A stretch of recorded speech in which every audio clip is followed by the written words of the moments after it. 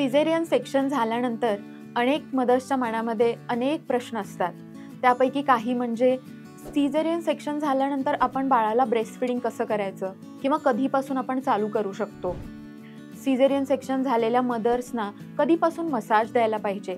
अशा मदर्सनी खाण्यामध्ये काही वेगळी पथ्य पाळली पाहिजेत का, किंवा ह्या मदर्स कधीपासून थोडी फिजिकल ॲक्टिव्हिटी किंवा चालायला सुरू करू शकतात.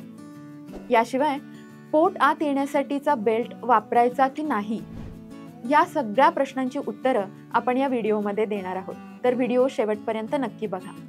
चला तर मग सुरू करूयात.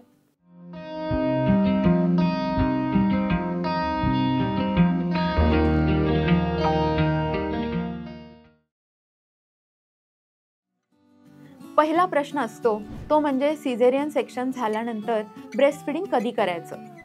तर सिझेरियन सेक्शन असू दे किंवा नॉर्मल व्हॅजायनल डिलिव्हरी असू दे, कोणत्याही प्रकारच्या बर्थमध्ये तुम्ही बाळाला ब्रेस्ट फीडिंग हे जेवढा लवकर चालू करता येईल तेवढा लवकर चालू करायला पाहिजे. आता तुम्हाला प्रश्न पडला असेल की खूपदा आईला उठता येत नसतं सिझेरियन सेक्शन झाल्यानंतर, किंवा अनेकदा भूल असते. मग अशा वेळी काय करायचं?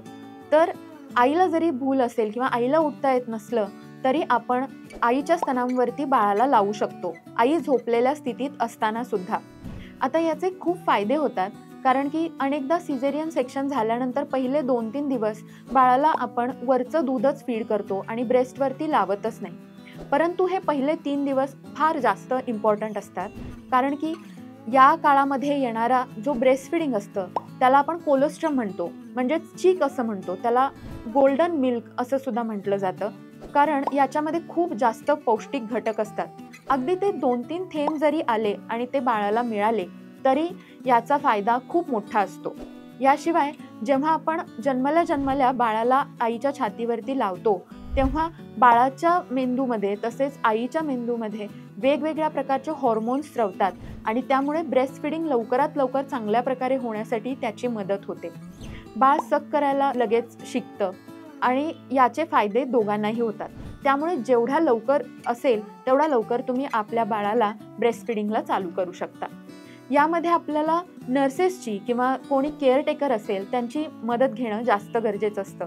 यामध्ये आपण आईच्या अंगावरती बाळाला प्रोन पोझिशनमध्ये झोपवू शकतो किंवा साईडला पकडू शकतो आणि बाळाला सक करण्यासाठी मदत करू शकतो. हे खूपदा अगदी डिफिकल्ट वाटू शकतं, परंतु हा पहिला टप्पा जर तुम्ही चांगल्या प्रकारे पार केलात तर तुम्हाला शक्यतो ब्रेस्ट फीडिंगमध्ये अडथळे कमी येतात. म्हणजे म्हणतात ना की well begun is half done, म्हणजे तुम्ही जर सुरुवात चांगली केली तर 50% तुमचं काम झालेलं असतं. दुसरा प्रश्न येतो की मदर्सनी कधीपासून फिजिकल ॲक्टिव्हिटी चालू करायला पाहिजे. तर सिझेरियन सेक्शन झाल्यानंतर किंवा कुठलीही डिलिव्हरी झाल्यानंतर शक्यतो जेवढ्या लवकर अगदी हलक्या फुलक्या ॲक्टिव्हिटीज, म्हणजे थोडंफार वॉकिंग जर केलं तर ते बेटर राहतं.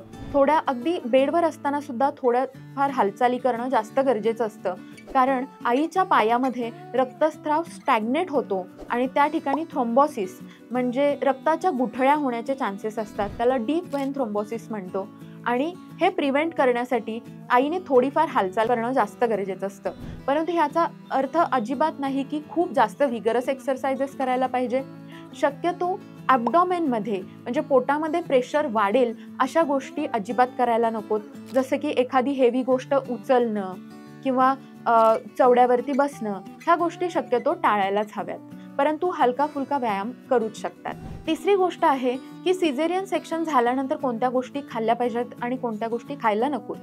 तर सिझेरियन सेक्शन झाल्यानंतर तुम्ही सर्व काही खाऊ शकता, फक्त जास्त तेलकट, तुपकट असे पदार्थ किंवा मसालेदार पदार्थ शक्यतो टाळावेत, कारण यावेळी तुम्हाला अनेक अँटीबायोटिक्सही चालू असतात. याशिवाय ॲनेस्थेशिया म्हणजेच भूल दिलेली असते, त्यामुळे तुमचं मेटाबॉलिझम थोडंसं कमी झालेलं असतं आणि अशावेळी तुम्ही फार मसालेदार पदार्थ खाल्ले तर याचा तुमच्याच मेटाबॉलिझमवरती विपरीत परिणाम होऊ शकतो. त्यामुळे असे पदार्थ शक्यतो टाळावेत. पहिल्या 24 तासांमध्ये शक्यतो लिक्विड डाएट घ्यायला डॉक्टर सांगतात. तर यावेळी तुमच्या बाजूला एक बॉटल असलीच पाहिजे आणि सतत तुम्ही पाणी पिलं पाहिजे, ORS पिलं पाहिजे आणि स्वतःच्या बॉडीला हायड्रेटेड ठेवलं पाहिजे. हे ब्रेस्ट फीडिंगलाही मदत करेल, याशिवाय तुमच्या हिलिंगला सुद्धा मदत करेल. याशिवाय अनेकदा पेरेंट्स किंवा नातेवाईक म्हणतात की गोड द्यायचं की नाही, कारण गोड दिलं तर टाक्यांमध्ये पस होईल.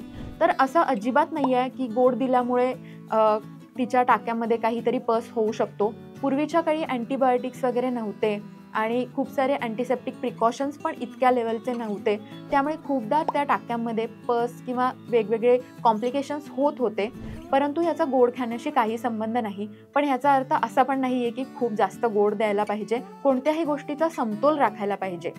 नॉनव्हेज खाऊ शकते का? सिझेरियन सेक्शन झाल्यानंतर किंवा डिलिव्हरीनंतर नॉनव्हेज खाऊ शकता का? तर हो, नॉनव्हेज खाऊ शकतात. एग्स खाऊ शकतात किंवा चिकन, मटण, मासे यासारखे पदार्थ खाऊ शकतात. परंतु हे पदार्थ बॉईल करून खायचे आहेत. फार मसालेदार पदार्थ अजिबात खायला नको आणि याचं कारण मी आधीच दिलेलं आहे. चौथा प्रश्न असतो की सिझेरियन सेक्शन झाल्यानंतर पोटाला बेल्ट लावायचा का आणि याच्यामुळे पोट आत येण्यासाठी मदत होते का? तर पोटाला आपण बेल्ट लावू शकतो, पण याच्यामुळे पोट आत येण्यासाठी मदत होत नाही. बाळाचं जेव्हा सिझेरियन सेक्शन झालेलं असतं किंवा कोणतीही डिलिव्हरी, तेव्हा पोटावरचे जे स्नायू असतात ते थोडेसे त्याच्यामध्ये अंतर पडलेलं असतं. त्याला आपण डायस्टॅसिस रेक्टाई असं म्हणतो.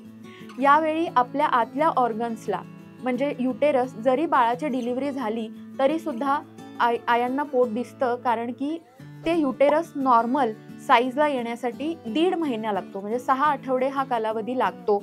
पण त्या कालावधीमध्ये या इंटरनल ऑर्गन्सना सपोर्ट मिळण्यासाठी या बेल्टचा वापर होतो.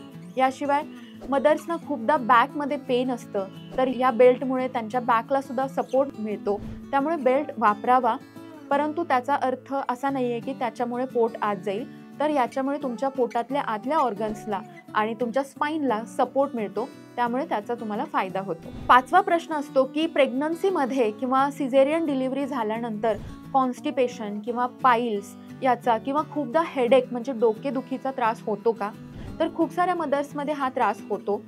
हेडेक होतं कारण खूपदा स्पायनल ॲनेस्थेशिया दिला जातो आणि कॉन्स्टिपेशन आणि पाईल्स यामुळे होतं की खूपदा मदर्स त्यांचं हायड्रेशन मेंटेन ठेवत नाहीत आणि कॉन्स्टिपेशन पहिल्यांदा होतं आणि त्याच्यामुळे कधीकधी पाईल्सचाही त्रास होतो. त्यामुळे हे त्रास टाळण्यासाठी तुम्हाला थोडीफार फिजिकल ॲक्टिव्हिटी करावी लागेल आणि तुमच्या आहारामध्ये जास्तीत जास्त पाण्याचा म्हणजेच हायड्रेशन तुम्ही ठेवणं गरजेचं आहे. हे सगळे उपाय जर तुम्ही केलेत तर तुमचा सिझेरियन सेक्शन नंतरचा हिलिंगचा कालावधी कमी होईल आणि तुम्ही नॉर्मल पूर्ववत जीवन लवकरात लवकर जगू शकाल. तुम्हाला अजूनही काही प्रश्न असतील तर तुम्ही कमेंट बॉक्समध्ये नक्की विचारू शकता. मी त्याची उत्तरं देण्याचा जास्तीत जास्त प्रयत्न करेन. धन्यवाद.